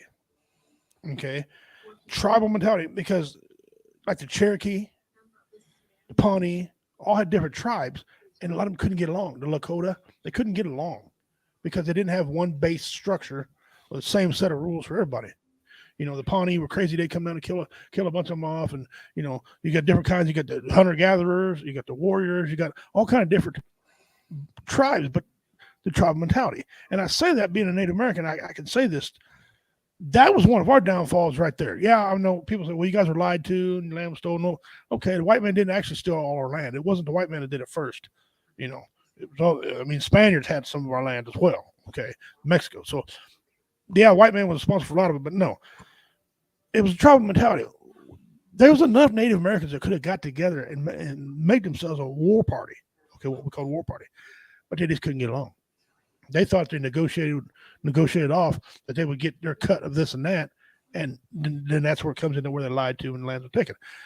So, and I say that, and people are like, well, that doesn't make any sense. Well, hold on a minute. Isn't Iraq and Iran and people over there the reason they're fighting because the Sunnis and the Shiites and all them can't get along? Because they're tribes. They have a tribal mentality. One tribe has to be in charge, and nobody else agrees with that tribe. And it's just nothing but endless conflict. And we brought up the conversation is the guy's like, well, you know what? We need to do something different. You scrap the Constitution and go back to tribal mentality. Careful what you wish for, okay? I know about tribal mentality because I'm a tribal man, and my uncle is our leader of our tribe. He's not the chief, but he's a tribal leader. And he tells me stories all the time about, things that happened back in the day. I lost people on the Trail of Tears. Some of my direct bloodline I lost on the Trail of Tears, okay? And no, it wasn't a tribal thing, but that was Cherokee. That was the Cherokee Indians that come down through there and lost lives. So my point, I'm asking you guys, with what Ben said, is it all West Coast Western fault or is it tribal mentality, or is it what is going on besides that long explanation that he gave, which was good, by the way, but am I wrong? Is tribal mentality, in your opinion, good or bad? I think the only contribution I have, I'm not even sure if I can answer good or bad. I've got to get 2 parts, which is sound kind of weird, but one, I watched Lawrence of Arabia again recently, and if you see, the thing is, it's going to tie to like a bigger point, but in the movie, he's able to unite these tribes against a common enemy, and once they lost the common enemy, then the tribes fall apart and go back to fighting. And someone who's Afghan war vet, similar situation, which is again all like the idea of Afghanistan as a country was invented by the British. I think I was talking to someone smarter than me recently at work, and it was actually more the Soviets, but the British came up with the line. There's like, right, okay, here's your border, you're a country now. They're like, well, but we've been fighting with these tribes for hundreds of years. Now we're countrymen. Yeah. You're a countryman. Get along, cool. And so the times that Afghanistan has been at its strongest is when and enemy, all these things, but then enemy's gone. It's like, all right, let's go back to how we were. So I think tribalism is fine for some countries, some regions, but not for worldwide. I think some people need a nation. That's what if you look at an American, it's like what unites us: patriotism. Yeah, if you look at Afghanistan prior to 1969, it was starting to kind of look like the United States, and then it just went quick. It was starting to catch on with Western world and Western thinking, and then somebody said, "Yep, nope, Shira law." Well, Vietnam used to be the jewel of the Orient. Mm-hmm. Vietnam used to be a very beautiful place. I think of everybody on here, and David, if you got opinions, David, please go ahead. But I think of a man who's had family in tribes and kind of in the tribe. I'm affiliated with a tribe. I don't think tribal culture will work ever work, because somebody's always going to want their tribe to be the power tribe and expect them to give. And I don't know. I don't think that. I don't know. Can you name me one tribe right now that's a country that's getting along and prospering and doing things? I wish I were smart enough to have an answer. You technically could say the Aztecs. They're still around in Mexico. They're still around, but they're not the culture. They have a structure. They have a president or a leader or whatever. Yeah.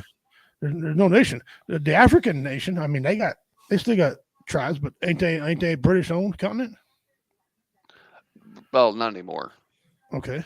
All right. So I mean, British, like European colonialism, pretty much. You are welcome, Josh. Thank you for immortalizing my annoying voice. Yeah, no, I think in terms of European like colonialism and the African continent, that kind of ended around like the 60s, 70s. The Kansas City Chiefs and the Atlanta Braves. Yeah, those That are good is tribes. true. Go Chiefs. Their tribes are doing well. Yeah. The Chiefs will lose because I'm rooting for them this weekend. I called in a favor. They're going to win. Okay, thank you very much. I called down I used up one of my favors to get a victory. But see, it's hard to figure out what tribal culture right now is prospering. I don't know. Alaska, you can say, well, what about the Inuits in Alaska? But Alaska's owned by America. Yeah. So am I wrong? Am I far out there on saying that tribal culture just won't work because of what I laid out to you? Someone's got to be in charge, and there's no set of structures for no set of rules that everybody's got to follow regardless. Now I know they ain't all following the rules of the Constitution here in America. I know that. But we have, there's the only tribe that's in charge is the people here. I know the Democrats think they're in charge, or Republicans think they're in charge. Independents are too small to think they're in charge. They're just holding on to somebody. But they didn't want the Constitution. They have a set of rules here. In tribal countries, nobody cares. They take our children when they're young. Don't agree with that. I mean, I don't know. I just, I don't know. Maybe I was talking to a guy, and maybe I'm wrong. Maybe tribal mentality will work, but I don't, because I don't think the United States needs to go to a tribal mentality at all. Because what tribe? Well, I mean, how are we going to break this up? You can't go race because that wouldn't be fair, because the white population is larger than all the rest of the populations. So how would you do that? Now, I don't think there's any thought put in that when he said that. But, maybe no thought on my point either. I don't know. Well, I work for the federal government, so if we could just keep that intact, I could continue paying the bills. Yeah. Yes. Hey, not a problem. Not a problem. Get that check going. All right, David, what do you think about that? Well, he talks about the imperialism, that the British were really good at imperialism. Mhm. The question mentioned India, which was taken over by the British. The British had the ships that could rule the oceans, Mhm, and they had the technology at home to build parts out of metal. So they had cannons, they had hinges on doors. Right. I mean, they were making stuff out of metal, and some of these cultures that they went to could not do that. They didn't have these powerful ships. They didn't Mhm. have the manufacturing. They didn't have the organization. Right. Guys in the British would line up in straight rows and take turns firing their guns instead of firing at will. Mhm. So they had a structure, they had the technology, and they had the tools Mhm. to just come in and wipe guys out, And which they did. That's exactly right in America. The Native Americans didn't have the guns at first. Yep. Time they It got was, them, figured out how to use them, they were already outnumbered. I think without that technology, there would not have been a rules. How does that go? Sun never sets on the British Empire. That would not have happened had there not been that technological advantage. Yeah. He mentioned the Chinese. The Chinese actually had gunpowder, but they used it to celebrate New Year's. At first, yeah, and make fireworks. Fireworks have been around forever. That's not a new that was thing. it. Yeah, they didn't have rifles. Yep, that's right. Okay, all right. Let's get up off that topic. Let's go. We got one more segment. We always do on here. This one's quite simple, guys.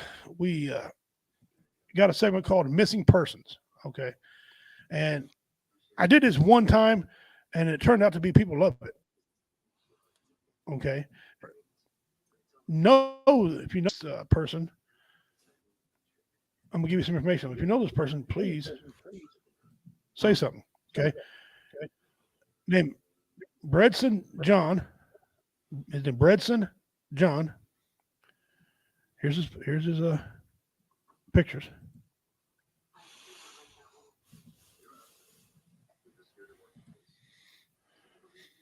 Alias Broxton, no A. Broxton, it has no A in it. Broxton John. Hmm. Okay. Date of birth, October 17th, 2014. Birthplace, Hawaii. Hair, black. Eyes, brown. Sex, he's a male. Race, Pacific Islander. Nationality, American.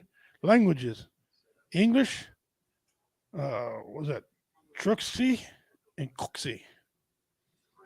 Assuming that must be Hawaiian derelict and things over there. I'm assuming. The photographs shown are more than a year old, so his appearance would be changed. He has ties to or may visit Hawaii, Arizona, Washington, and Crookchuck Islands in Micronesia. In the Federated States of Micronesia. The FBI Seattle field office is assisting the Vancouver Police Department in Vancouver, Washington, with their search for Mr. John. On June 17, 2002, police detectives attempted to contact the welfare check of the Vancouver resident missing juvenile Bredson. Based on concerns for his welfare voiced by a member of the community, investigators have been unable to locate him. He had also been known to use the name Broxton. And there they put it again. So there's no A in it. It's Broxton. So if I pronounce it wrong, I'm sorry. If you have any tips, any question, any information concerning this case, please contact your local FBI office and nearest American Embassy or consulate, or you can submit a tip online at tips.fbi.gov. Our field office is in Seattle, or you can remain anonymous and submit a tip online. One more time. Take a good look at this boy. Sad thing is about children, they grow so damn fast. You might get an image in your head what look like, and they're past that. Mm-hmm. You know. Yeah. So if you can have information, please help that family out. Sounds like some foul play might be involved, or a welfare check. If somebody's got a call for a welfare check, that means they suspected something going on, usually in the family. Yeah. Well, it's tragic. I hope there's some good news at the end of this. Well, this does work out good, because I was doing one of these one time, and Kyle just happened to be on his phone and looked it up. The lady we were talking about was found. She's found safely. And the FBI didn't update their file, which, I don't know how to say anything. She was found in Mexico. Yep. Confused in days, but she was found. Custer would have. It's always I was gonna say it's always a relief. I know U.S. Army WTF moments will share when there's a veteran with possibly head injury or psychological issues. They'll go missing. It's always a relief. It's like, he was found. She was found. It's like this. Right. The happy ending there. Absolutely. Well, ladies and gentlemen, man, it's been a great show tonight. I hope you all enjoyed it. Hit the like button, hit the share button, get the notification now on YouTube when we come on. Give us some hearts. We love all those too. A couple of my friends are on here today. Of course, the commander, he had to go upstairs early. Devil Doc, you know where he's at. He's a good diehard fan. But man, Pete Barlow, thank you for coming on. You got a open invitation anytime you want to come on here. Thank you for having me again. This is a pleasure, man. Anytime you need any tips or some advice on set structure, joke structure, or whatever, hit me up. Performed in many different arenas, all over, a headliner, opener, feature. I did all that.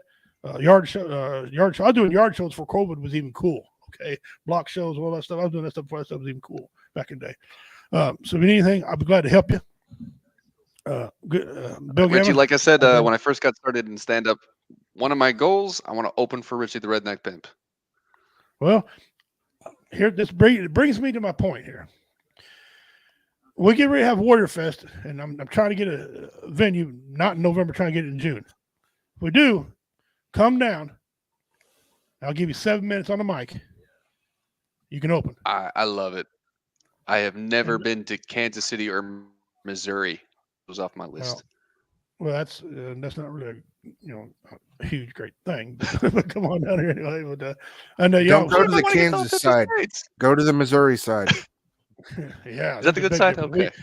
And there's difference. Now there's a huge difference. Yeah, there is. Yeah, one of them has marijuana and one of them doesn't. Yeah, It's a big difference. Yeah, yeah. I don't care about it. I don't smoke it. My wife does. I don't. My thing is, I got a habit of drinking things. So I mean, if they criminalize alcohol, I'm in trouble. Okay, I'm getting the hell out of there. I make my own shit. You can get away from me. Leave me alone. I ain't buying it. So also, our brother David Scott, man, Army veteran. He's a great guy. Love him. You know, he's welcome in. He's been on here so much now. He's like another host. Okay, we love David Scott. He's a very funny man. Dad and I are going to be performing coming up here. April, May, somewhere like that. Oh, I don't recall. Either way, but it's a fundraiser. Him and I are going to show up and do a fundraiser for some people for a fire department. Yeah, we're going to show up and do a fundraiser for the fire department. Family friendly jokes, and so we're going to do that. We're going to knock it out of the park, and hope they raise a lot of money for some things they need for the fire department, stuff like that. And you have experience with fire extinguishers. So you're just the man for the job. Yeah, this is the man for the job. And that's the first thing about fire extinguisher too. I did something with the fire extinguisher got me 10 days in lockup. We'll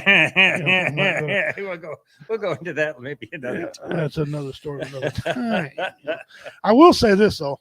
I had to go to court one time, and it was over a speeding thing, right? And the judge sat back. He's seen me. He'd been staring at me the whole time, right? And I'm thinking, oh, no, he recognizes me. I'm the guy that shit in a cop car 20 years ago. I can't live this down. Here we go. He gets up there, and it's finally my turn. He was rubbing his hands together. He said, well. Mr. King, how are you? Well, up till now, I was doing good, Judge. I mean, I don't know. Oh, he said, relax. He goes, I don't really want to charge you $80 and 2 days in jail. I don't want to do that. I don't want you to do it either. Yeah, great. However, I got to satisfy this. Satisfy? What are we talking? I look around, there's a courtroom full of people, inmates in chains and stuff in there. Courtroom. He goes, I'll tell you what I do. You still doing your comedy thing? I said, yes, sir. He said, how's that one of your shows? You're a brilliant guy. I love that voice you do. I said, which one? He goes, you're Donald Duck. Okay. All right, where are we going with this? He goes, if you can sing a song for me, I'll forgive this. I'll forgive all these 2 tickets. I said, okay. He goes, but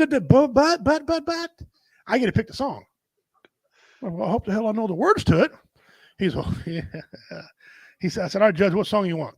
He said, I want you to sing in Donald Duck's voice, Baby Shark. I'm like, so I'm thinking $80 and 2 days in jail, or embarrassment for all these people. I mean, these are some hardcore men who was in East Daniel. I'm thinking, screw it. All right, I'll do it. So I'm gonna give you a brief synopsis of what it sounded like. In the courtroom, I mind you, right? He puts his pen down, he sits back and says, let me have it. I said, all right. And you guys can do the beat if you want to do the beat, whatever. This is what it sounded like.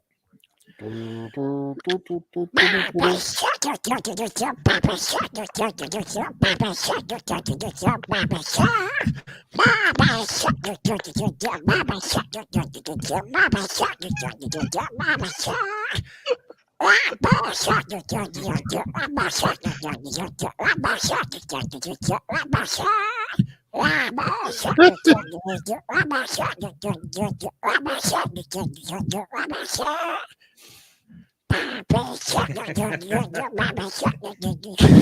kept going. If you had gone on for the next 6 minutes just to get us to 2 hours, I'd have had no problem with that. Well, I do a lot of the cartoon voice, a lot of the voice like that. He sat back, he goes, case dismissed. Like that. I was out there so fast, my shadow was looking for me. Okay. I was like, I seen a couple of them guys later on, the inmates, and I thought, oh, here they're gonna rouse me. I goes, damn, dude, that was good. We talked about that. I did a 10-day stretch. We talked about that the whole time. I'm like, I'm glad I helped you out. 10-day stretch. So yeah, it was pretty cool. It was pretty cool. About 25 minutes for me. What did Dean say? If you guys haven't, what did Dean say here? If you guys haven't heard, there are a huge train accident in Ohio on Friday. Oh wow, sorry about that. Far from me, it was all my family is displaced. They have a huge environmental problem going on right now. Sorry about that, Dean, brother. Hope you're okay and take care. Hope the environmental issue ain't something that could, harm people all the time. We're good. Our roads are a little weird. I bet. They see us reacting with the asphalt. Yikes. Yikes. Well, that's not good. No. If you eat up asphalt, because asphalt's nasty anyway. Asphalt eats up stuff. Nothing eats up asphalt. It's not supposed to work like that. So if it's eating up asphalt, that's bad news. It was a nasty train accident. We saw about it on the news last night. Yeah. Sorry about that. All right, guys. Again, I close the show every time by saying the same thing, and I mean it. I mean this when I say this. Okay. The new numbers have come down. The new numbers are quite simple. 22 veterans did commit suicide. Okay. But 45 altogether, if you count in all the branches of service with active duty military veterans, 45 a day commit suicide. Damn it, I'm not doing my job. I'm failing. Okay. And I did some research on a lot of people, medical issues. Medical issues is one of the top things. Okay. Bullying's a thing. But believe it or not, you know what's on the rise right now? Politics. So if you're out there, brothers and sisters, don't kill yourself over politics. That's not worth your time to kill yourself over. It's going to come back around. Everything's like a pendulum, guys. It'll swing one way. It has to come back the other way. When the pendulum gets as far as it can, it will come back. Don't kill yourself over politics. That's not good. Does it really matter? When you're at home putting food on your table, putting gas in your car, does it really matter what the political people say? No. They're not paying me to perform. I care less about their videos. Okay. I know a lot of people get all bent about this and that. Forget about that. You have value. You are not worthless. Okay. Unless you're a child molester, you know how I feel. You're useless and worthless and get out of here. But you have value. We need people like you. The world would be so dull and such a bad place to live if everybody was the same. Okay. You can't be the same. Damn, I need people to work on things. Okay? I can work on some things, but I need people with the proper tools. Okay. I'll make you laugh and run and teach you how to defend yourself. I need mechanics. We need cooks. We need people. If you're in a situation right now and you feel yourself going down a certain way and you're feeling your brain's in a certain way, contact someone on BRS, W Entertainment Network, Backwood Veteran Media Entertainment, or if you don't want to talk to one of us, 988 extension 1. Okay, 988 extension 1. They'll trick you to someone, suicide hotline. Take care of yourself. I don't care. Stop. And there's a game out there also I noticed people have been playing too that I want to touch on real quick. Now, I don't want to hear no more about it. It's called a suicide game. Who can find the best way to commit suicide? That is stupid. There's no great way. It's bad. It's all bad. It all ends the same way. You take your life.